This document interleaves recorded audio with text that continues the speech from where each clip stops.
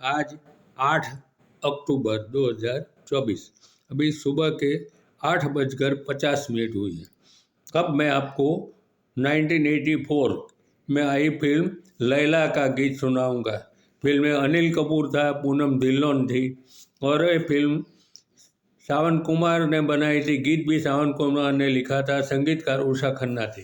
गाने वालों में लता मंगेशकर और मनमोहन कृष्ण का नाम लिखा है, वो गलत है।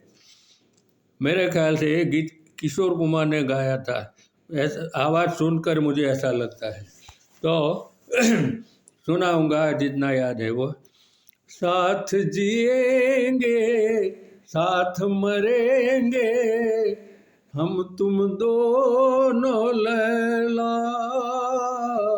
मरने से न डरना।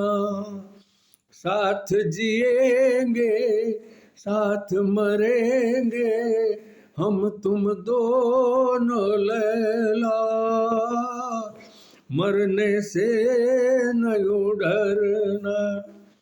तन भी तेरा मन भी तेरा जान भी तेरी छैला, मरने से न डरना।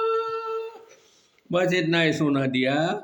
और इसके साथ मेरे 1076 ऑडियो वीडियो गीत हो गए। ये तो अचानक मिल गया और गा लिया, तो सुन लेना। और अनिल कपूर तो मेरा फेवरेट कलाकार है और किशोर कुमार के बारे में कुछ बोलने की ज़रूरत ही नहीं है।